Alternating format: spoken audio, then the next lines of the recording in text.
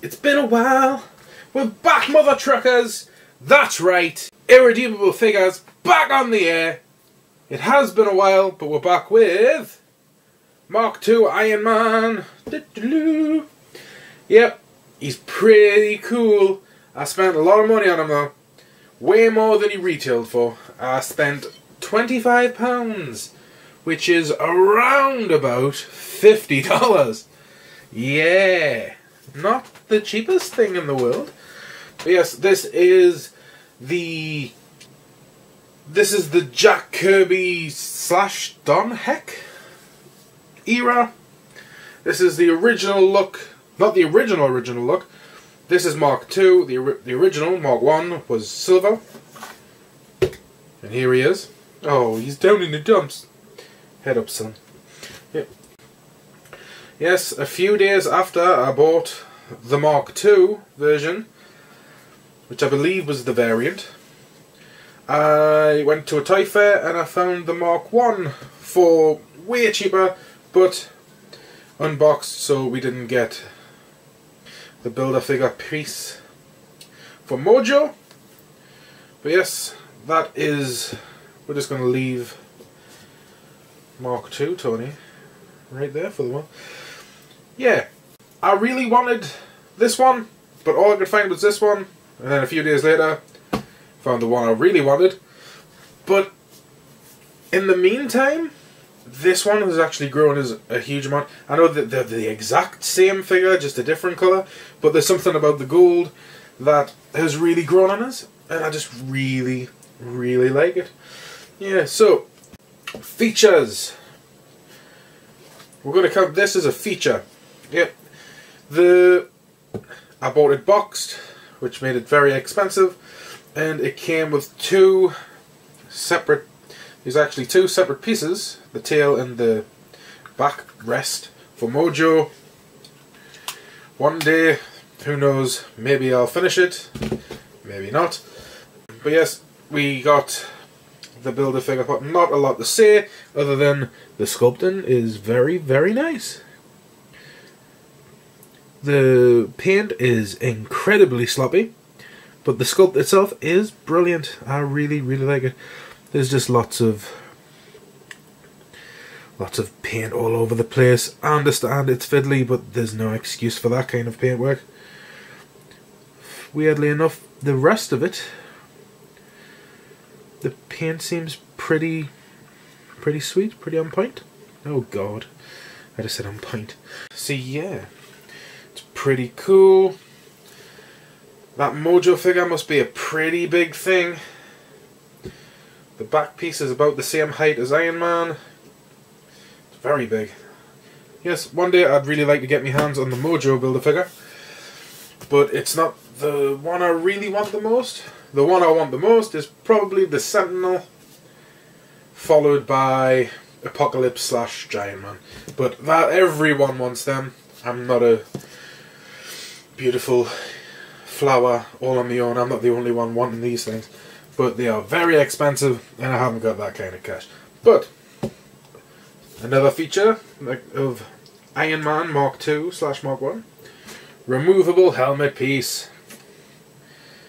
And honestly, I could spend hours just taking it on and off. I'm that sad. That's right. I think that's really a really cool feature, which Toy Biz did a lot of, it seems. Whilst I was at the Toy Fair, I noticed a War Machine that had the same feature. I nearly bought it, but I'm not a huge War Machine fan, honestly. I'm not even a really big Iron Man fan, to be honest. He's not one of my favourites. I just like original appearance looks. I like trying to get them. I think the first appearance is always interesting, sometimes very misguided, but cool nonetheless. So yeah, we'll leave the helmet piece there, and you've got that for comparison. But let's take a look at Tony Stark's mug. Errol Flynn, anyone? Errol Flynn, anyone? Nope. The joke there is Errol Flynn had a really big penis, apparently. Yeah. Pretty cool figure. I like... There's shading across most of the seams. We'll call them seams, although it is a guy in a big metal suit. But the paint job is fine. It's apart from the black shading across the belt and the legs and the knees. There's not a lot there, so I understand why they wanted to try and do something with the paint job to make it a little more interesting. It's fine. I'm not sure it would have been my choice. I would have probably just left it flat, because the old Marvel comics did tend to be very flat. So for a first appearance thing, I think they would have been forgiven for having a flat look. But despite that, I like it. The details on the back, just for a quick look here. Yeah, the voice box. I know that's where the power pack is, but it just looks like an old radio speaker. So I've always just I like calling it the voice box, because it just looks like that's where the voice will be coming from. I like the little antenna where you get on the side for picking up Radio 1, because God knows we all love listening to a bit of Wiz Khalifa, don't we? Articulation. Looks up, not at all. Looks down, all the way down to the Errol Flynn junk. The head is very stiff, but we can get a full exorcist, which is lovely. No, with waist swivel, which we can get a full 360. There's no chest articulation, it's just one big piece, which I think is the right thing to do, because it would be a bit ridiculous otherwise. The arms are incredibly stiff. We can get a full 360. Boom. We can also do a full Van Damme, which is my favourite feature on any action figure. Well, no, double jointed arms, double jointed knees. It's all very stiff because it was, like I say, boxed. So no one's been playing with this.